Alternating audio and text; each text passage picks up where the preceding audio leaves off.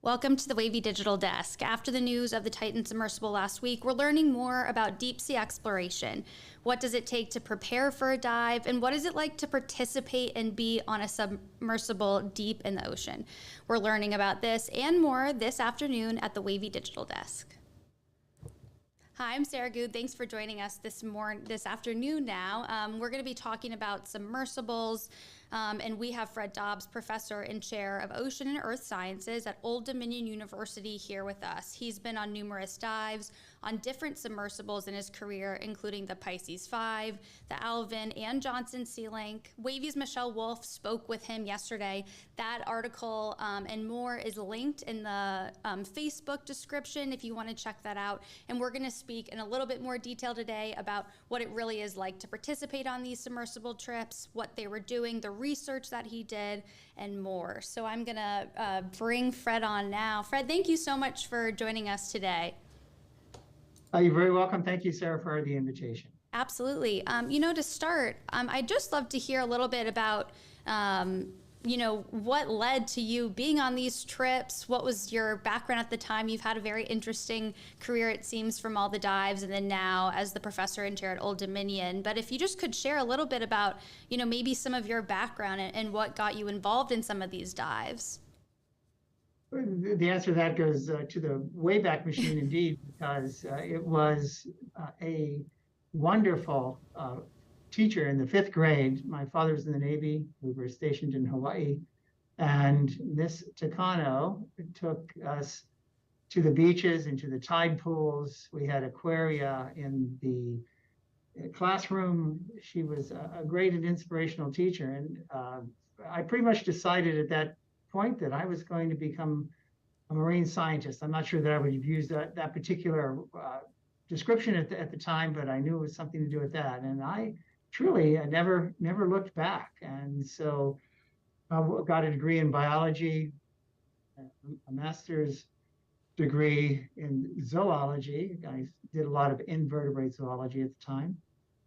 I took some time out to work for industry, and I was a gentleman scientist for a year in Denmark. I came back to the United States, got my PhD, and my second postdoc, that is the professional research assignment that we have subsequent to getting a PhD, was at the University of Hawaii. And it was there where I was entrained into the program that Dr. Dave Carl was running. And oh yeah, there's some photos I recognize. It's the work that he was doing was at the next Hawaiian island. It's called Loihi Seamount, although I have just learned in preparation for this talk that less than 2 years ago, it was renamed. It's now the Kamehuakanaloa Seamount. And so it's gone from one Hawaiian word to a more appropriate Hawaiian word. At any rate, it's south and east of the Big Island. And there, as the eruptions occur on this undersea volcano, what we call a seamount, it's gradually accreting, and the guesstimates are that sometime between 10 and 50,000 years from now, the next Hawaiian island will rise above the surface as more and more lava accumulates. Well, there's a lot of interesting microbiology going on in this, around a place where the lava, or more correctly, really the hot water is coming up. It's not nearly as hot as the great images that we see on National Geographic or NOVA of the high temperature hydrothermal vents. This is more on the order of 5 degrees centigrade, so just too chilly to swim in, but it's still a little bit warmer than the water around it. And the bacteria that are around there were what was of interest to Dave Carl and his students, and I jumped into that program and made some contributions of my own. And so in the course of that, I got to go on these dives on the Pisces 5. Yeah. And for anyone viewing, we'll show at least an image, I believe, of the Pisces 5 that will pop up, via AP photo. But, can you tell us what that vessel is like? I think, people have a varying idea of, the size and the shape. I mean, what is, at least that first one, Pisces 5, what was that like to be on? Yeah, it's, of course, we don't go out to the study site in that particular Mm-hmm. vessel. Instead, there's a mothership, a tender ship, some people call it. And that's the basis of what is the launch. In the old days, when I was there, this was back in the mid 19, and in fact, early 1990s, I should say, the Pisces was towed on a barge behind the mothership. And so to get into the Pisces, we would get into a Zodiac from the mothership and then run back a couple hundred meters and then get on board. So it looks when the picture pops up again, you'll see that it looks a bit like a guppy, sort of a big fat fish with a big belly. But in fact, most of what you see there is the mechanisms whereby it goes up and down in the water, the propellers that move it, and there's superstructure of different sorts. But really, the crucial part for the people is buried in there. It's a sphere about 6 feet in diameter. So people with long arms stretch your arms out, and that's about 6 feet. And so we climbed down through a hatch into that area, and then sort ourselves out on the couches that were down below. I say couches, it makes it sound much more luxurious than in fact it was. It was a hard bench with a cushion on it. And then the divers who were helping us out would close the hatch, batten it down, and the pilot would make sure we were okay on the inside. And then the barge would be dropped down to about 60 feet, some round numbers, 20 meters.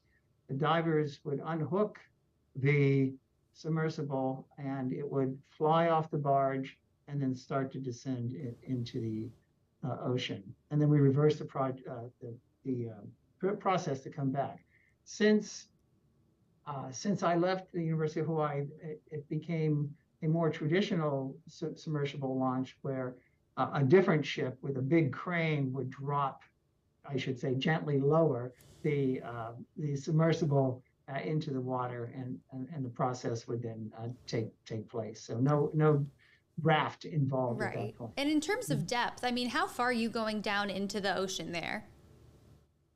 For the WAVY seamount work, it was about 1,200 meters, and sometimes just 1,000 meters. The reason it's so variable is that every once in a while this volcano would blow its top and lose a lot of what it had accreted over time, with the result that the depth would sometimes be different when we went. Yeah, there she is. Right. Yeah. And then, on a personal level, I mean, I imagine this was your first experience diving, correct, in submersibles with the Pisces. I mean, what was that like for you, to be offered that to be a part of your research there? Was it scary at all? Were you worried about going to those depths? I mean, was that just a normal part of the job? Well, certainly wasn't normal on the first dive. It was very fun, very exciting, and very cold as it turns out. So let me explain what I mean by that. Most of the ocean is cold, dark, and deep. What we swim in, and even what we scuba dive in, the deepest divers are scuba divers, at least at the sports level, are going down to maybe 120 feet. Let's call that 40 meters. But remember that the Lohi seamount was a little more than 1,000 meters, and the average depth of the ocean is about 4,000 meters. Of course, the deepest part of the oceans are 10,000 meters. So we are really, what we recreate in is just the smallest sliver of what is the ocean. And most of that ocean is below the point at which sunlight can penetrate. So it's dark. And it's also cold. In the absence of that sunlight that warms it. It has a low temperature. 2 to 4 degrees is the temperature of most of the ocean.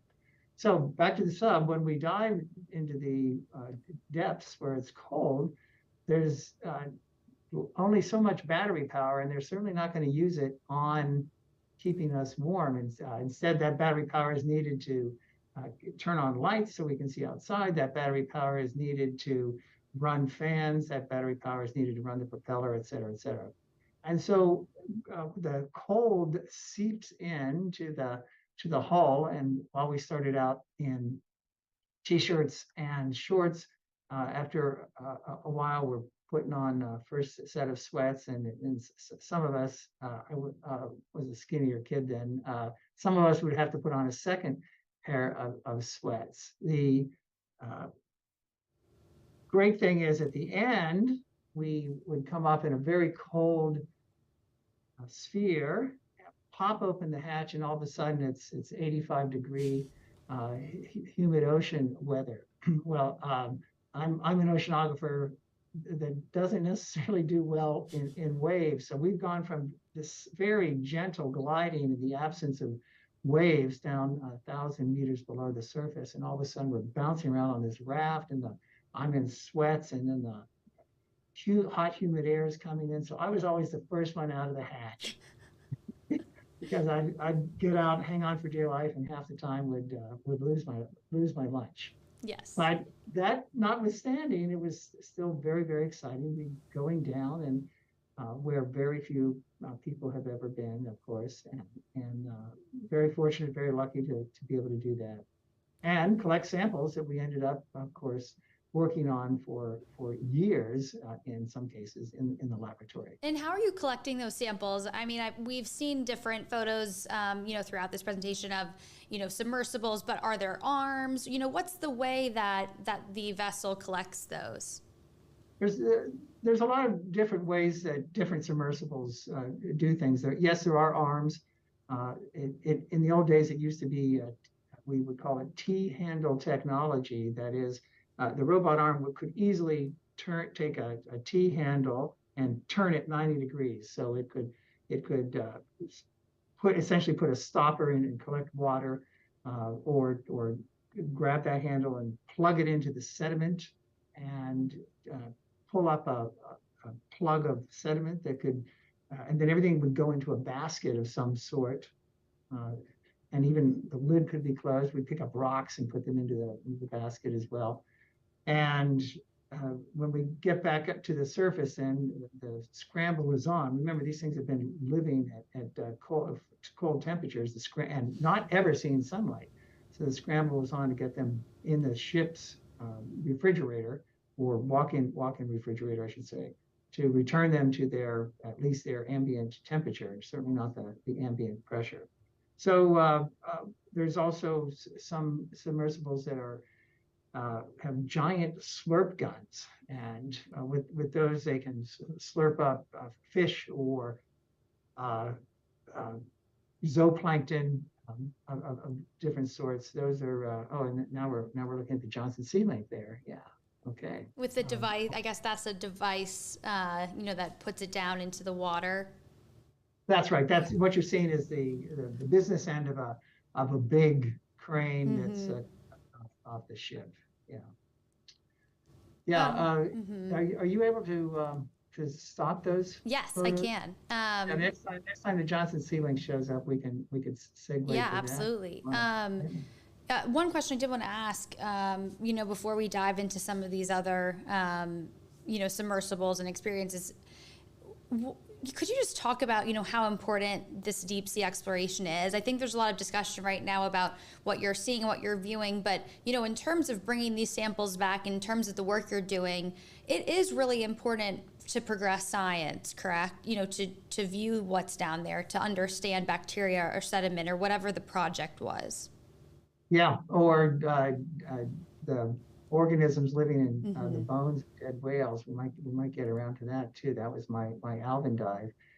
Yeah, it's remarkable when you start looking in places where you've never looked before, and that's a truism not just for the ocean, but perhaps for the galaxy and indeed the universe. But we haven't had until the last 50 years, the ability to go deep into the ocean and do anything meaningful with people aboard, and the people coefficient is a really important part of the equation here.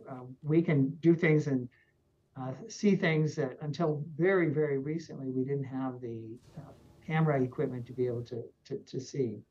And we can make decisions on the fly that can't necessarily be made by someone who can't see the entire environment. And it's what's great now and greatly facilitates, whether it's a search for a lost submersible or whether it's trying to explore the ocean, are what we call ROVs, remotely operated vehicles, and we also have AUVs, autonomous underwater vehicles, and whether they are tethered to a mothership or not, they have, especially in that case, but even with the autonomous vehicles, we can go places in the absence of a human factor that makes it easier to explore places that potentially are dangerous or hazardous for one reason or another.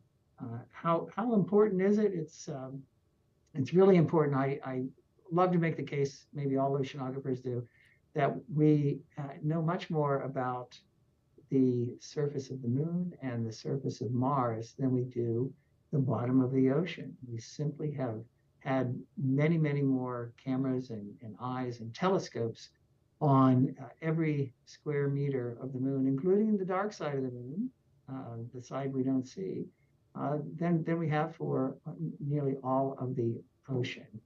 We do a pretty good job with what's in navigable waters, but for most of the ocean, which, as I said, is an average depth of 4,000 meters, we don't have that level of detail. Right. And and you've also done dives, to segue in different oceans. You've been on the eastern seaboard as well as, being in Hawaii, and you've been in off the coast of Los Angeles as well. So, I mean, you've traveled different oceans to see, not just the Pacific, but and for different reasons. You said it was sediment, off the shelf of North Carolina, and then with the Alvin. I mean, do you want to talk a little bit about that, because that is the deepest depth, correct, that you've been is with the Alvin? Yeah, and just to make clear, 1,200 meters is not that deep. Yeah. Every decade or so, Alvin gets reconfigured. Alvin, is a quick aside, Alvin is actually owned by the U.S. Navy. It's operated out of the Woods Hole Oceanographic Institution. But every once in a while, they take the whole thing apart and put her back together. And when they do that, they also increase the depth to which it can travel. And I think after the latest refit, it's now good for 6,000 meters. And I was only at 1,200, so you can go a lot deeper. It takes longer, of course, to get down and longer to get back up. All right, to Alvin and the Grateful Dead Whale cruise, as we called it. So still at Hawaii, there was another professor, Craig Smith, who studied benthic ecology, studied the organisms that live in and on the sediments of the ocean, and he was on an Alvin dive in the Santa Catalina Basin, one of the basins off Los Angeles, and all of a sudden, just serendipitously, they encountered the skeleton of a whale that had died and fallen down to the sediment and had decomposed. So there was still a skeleton there. It was clearly recognizable as a whale skeleton. Well, Craig kept going back to that site, and I was able to accompany him on one of those dives. And that's when I did my Alvin dive. Alvin is configured in broadest of terms in a way similar to Pisces. There's a titanium hull into which a pilot and two scientists go. And we use the same set of arms and TG sample technology to take sediment cores but instead of bringing rocks back, they're running rocks in the area, but there was whale bones. So we would put some whale bones into the basket and bring them back up. So it was those sediment samples that were the focus of his lab, as well as together with collaborators, the bacteria that were using as a food resource all the oil that is in whale bones. If you remember way back when, whalers used to boil down the bones to collect whale oil. It's what we used before kerosene came on the scene. So it was whale oil that we burned in our lamps. So this oil was oozing very slowly out of the bones, but there were some organisms that were actually burrowing into the bones to get the oil as a food resource. So this whale skeleton was an oasis of food in what is, for the most case, with most of the deep sea, a food desert, if you will. So what an incredible amount of organic matter deposited when a whale hits the bottom. So that was the Alvin cruise, and that was really great to be part of that effort. Again, that was I was fortunate enough to be invited by Dr. Craig Smith for that, and it is absolutely memorable. And this is an earlier version of the Alvin. That's a photo. It's much more archive. But as Professor Dobbs said, you know, it does go through every 5 years a sort of upgrade. So now if you go look it up, it looks different, obviously, than this photo on your screen right here. But I think that's interesting, and then also a salute to them for, you know, continuing to upgrade it and find new technology, of course, that, you know, it's gone from this to whatever, you know, version it is now is pretty significant. Yeah, and one of the reasons we want to do that is not just because we want to go deeper faster and explore more of the ocean, but the French Trieste goes deeper. The Japanese have some submersibles that go deeper, and I think there is some perhaps less than genteel international rivalry and competition here to have the technology to be able to send submersibles down even deeper. Right. And, you know, I'll continue so we can talk about the Johnson ceiling too. So here are some photos. Yeah, if you'll hold on that one. Yeah, If you let's can. here Yeah. we can see the sphere here. I mean, talk about, you know, the style. This one obviously looks very different from the other two that seem to be more contained. Yeah, and this is employs the same technology. What your viewers are seeing at the moment is the front of a sphere, right? A sphere being the shape that evenly distributes the pressure around all equally around all portions of the sphere, and that is really the front of the submersible there. All the stuff you're seeing on the side of the arms and the motors, the propellers that drive it. So the sphere holds only the pilot and one scientist, but that plexiglass extends behind and indeed below. So it's a plexiglass sphere. And rather than being limited to a porthole or two, or what's being shown on the video camera, here the scientists can look all around and see everything. It's pretty wild, especially going down the initial plunge into the water. It's quite thrilling. The That's the exciting thing, is you can see everything. The goofy thing is that the curvature of the sphere causes extreme distortion.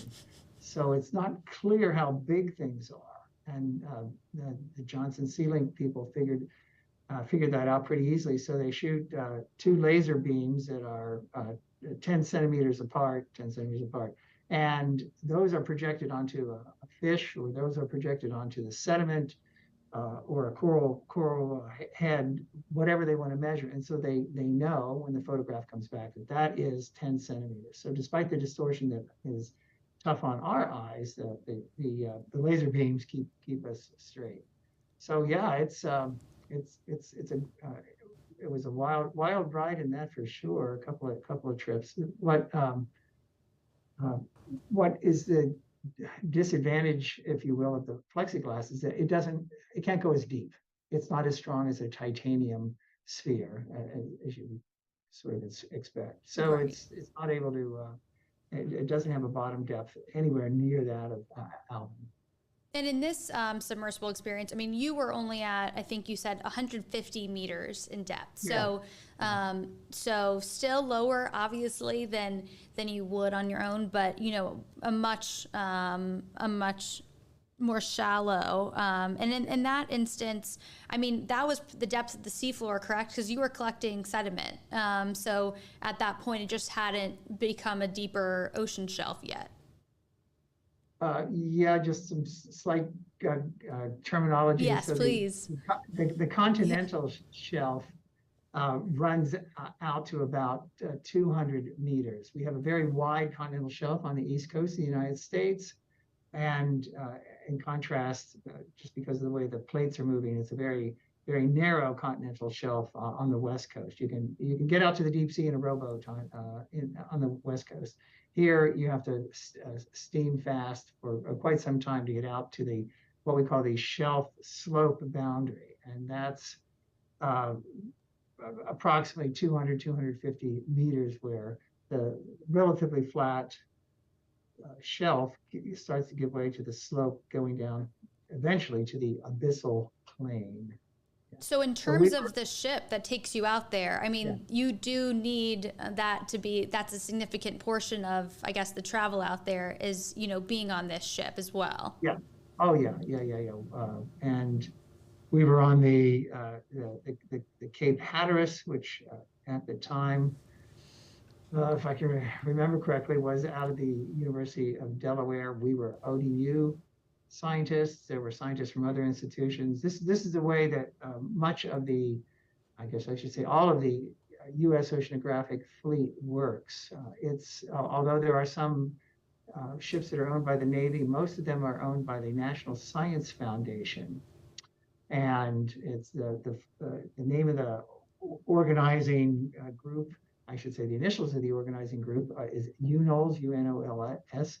And if you want to get on a ship, or especially if you want to use a sub, you need to make arrangements a year, 2 years in advance. It depends upon where that ship will be, what part of the ocean the ship will be in. And then your grant proposal to do the science has to be approved, and then you can get ship time. It's a complicated process. You just don't walk down one weekend and give the captain $500 and say, let's go fishing. So it's a very, very different arrangement. But back to 150 meters. So there was some light there. It's still shallow enough that there would be some diffuse sunlight, and so we were able to put together that, plus of course the big lights on the Johnson Sea Link to see the sediment features that we were after. And then, you know, just getting into a little bit of that preparation. So you just told us about the grant and then, you know, the process to actually make one of these trips. But in terms of, you know, participating, is there anything that they need from you, that they need to make sure you're aware of, that they want you to be okay with being in confined spaces? I mean, is there any of that language that's thrown around before you actually get on the submersible?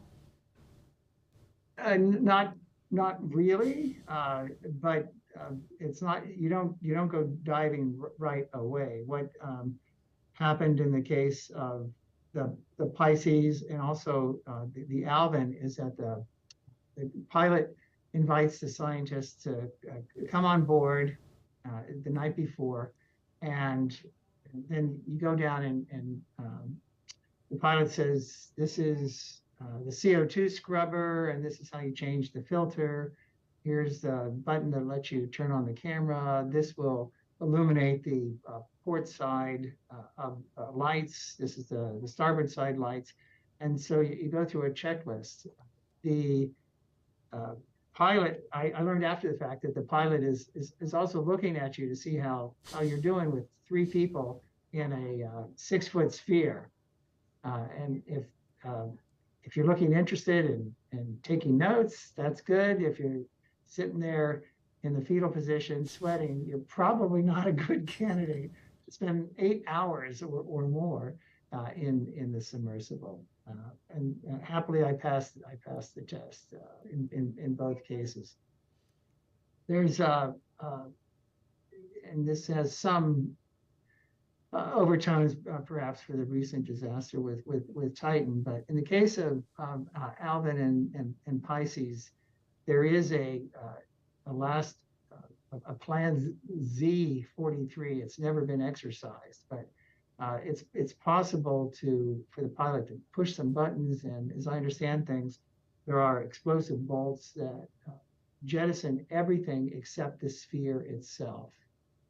Sorry, let me rephrase that. It jettisons everything away from the sphere, such that the sphere, which is inherently positively buoyant, will rise to the surface. And so while it would be very unclear which end is up, in an extreme emergency, the superstructure would be left behind and the sphere would be able to rise. So we were told that in our indoctrination meeting as well.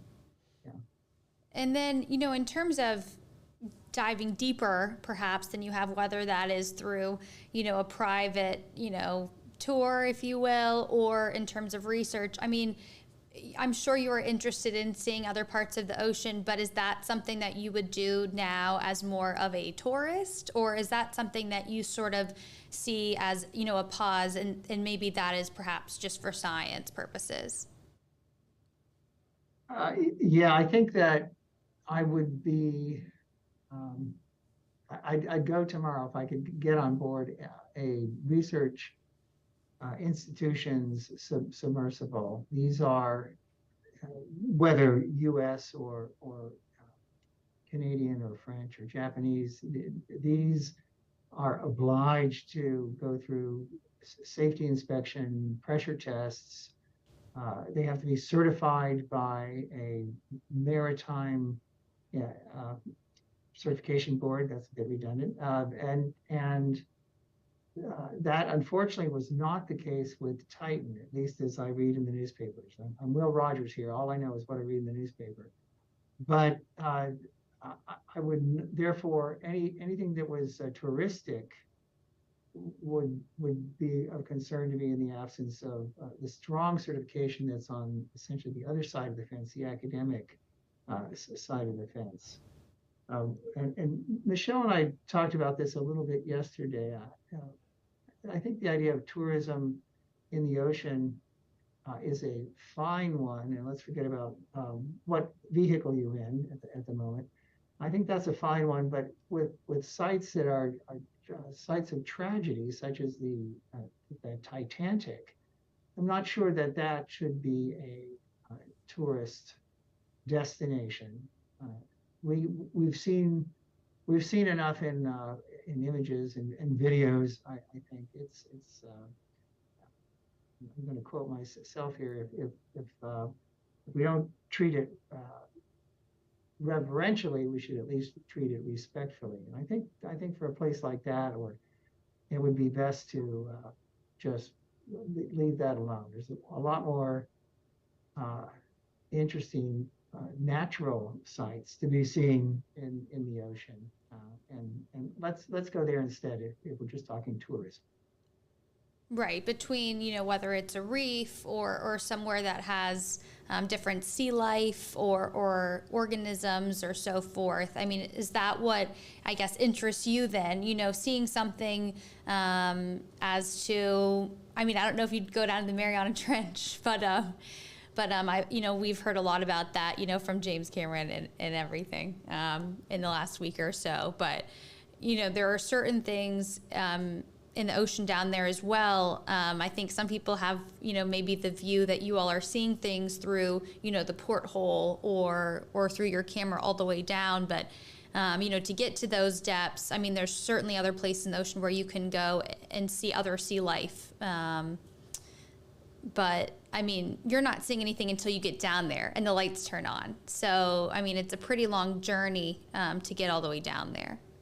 Yeah, it is. There's sometimes a little bit of a light show, and this is just naturally bioluminescent organisms that may bump into the porthole, or uh, and the anglerfish. We've all seen pictures of those with the uh, little bioluminescent worm. But on the other end of that extension is a fish with very, very big jaws. And so when another fish comes up to take a look at that worm, it quickly becomes dinner for the angler fish. Yeah, yeah. I never have seen one of those except on television. And we've covered a lot, and it's really interesting just hearing about your experience, and I'm sure there's so many other details that you could speak of like your numerous dives. But I mean, is there anything that I guess has stuck with you? I mean, whether it's something between your research or it's something that you've seen on a dive that to this day, you think of as such an important part of your career. Well, the dives were as I tried to make clear earlier in my career, but they certainly uh, gave me an idea about ocean processes that I don't think I would have simply from book learning, and I wouldn't have simply from looking at videos. It's uh, it wasn't really at all in my case exploration. We were going down. We knew where we were going. We were going down to get samples of bacteria or of sediment or whale bones. So it wasn't looking at new places, but they were new to me, and there's always a big kick because of that. It's just that so rather than the thrill of exploration, it was really the thrill of taking samples that we would then analyze in the laboratory, as I said, for months and years thereafter, and figuring out a little bit more about how nature operates. That's what really drives me as a scientist. How does nature operate? And we talk about putting a brick or two into the wall of science's understanding of nature. Uh, I'm still working on those bricks, and uh, would love to go down in a sub again if that opportunity would present itself. And hopefully your students know what a wealth of, experience and research that you have. But, is there anything that you say to them? Are any of them interested in that field to do, research on submersibles? Is that something that you sort of, suggest to people if they want to be in oceanography? I tell them that there's the opportunity to do that. You have to be in the right place at the right time.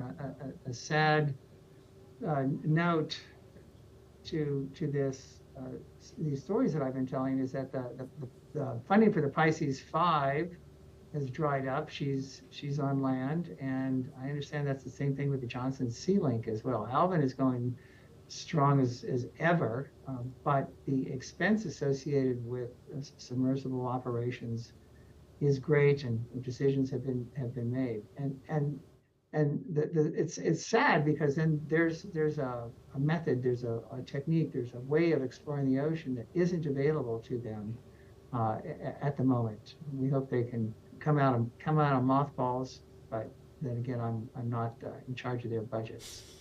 Is there? I don't encourage students specifically to try to do sub work. I encourage students to try to do the best science they can.